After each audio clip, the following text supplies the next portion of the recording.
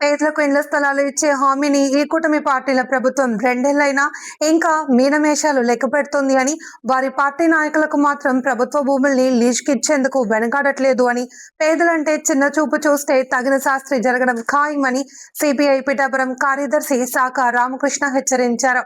పేదలకు ఇళ్ల స్థలాల హామీని నెరవేర్చాలి అని డిమాండ్ చేస్తూ వ్యవసాయ కార్మిక సంఘం జిల్లా ప్రధాన కార్యదర్శి నక్క శ్రీనివాస్, సిపిఐ కార్యదర్శి శాఖ రామకృష్ణ ఆధ్వర్యంలో లబ్ధిదారులు పలువురు పిఠాపురం మున్సిపల్ కార్యాలయం ఎదుట ఆందోళన కార్యక్రమం చేపట్టారు. అనంతరం కమిషనర్ నామా కనకారావుకు వినతి పత్రం అందించారు.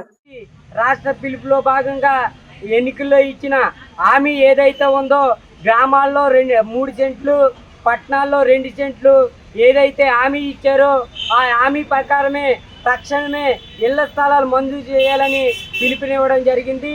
ఆ పిలుపులో భాగంగా పిఠాపురం మున్సిపల్ కార్యాలయంలో కమిషనర్ గారిని కలిసి వీళ్ళ యొక్క వినతి పత్రం ఇవ్వడం జరిగింది.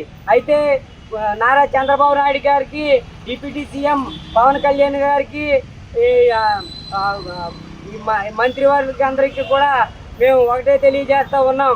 అయ్యా, వీళ్ళు పట్టాలు పొంది 7 సంవత్సరాలు కాలం పొద్దుతుంది. వీళ్ళు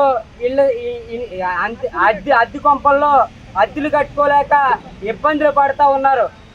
ఈ రోజున ధరలు పెరిగిపోయాయి, ఆ అద్దె కొంపల్లో అద్దెలు పెరిగిపోయాయి. ఈ అద్దెలే కట్టుకోవాలా, వీళ్ళు కుటుంబాలనే పోషించుకోవాలన్న పరిస్థితులు వీళ్ళు సతమతం అవుతున్నారు. కాబట్టి మీరు పెద్ద మనసుతో తక్షణమే మంచి నిర్ణయం తీసుకుని వీళ్ళకి వెంటనే గృహాలు ఏర్పాటు చేయాలని మేము సిపిఐ పార్టీగా డిమాండ్ చేస్తా ఉన్నాం.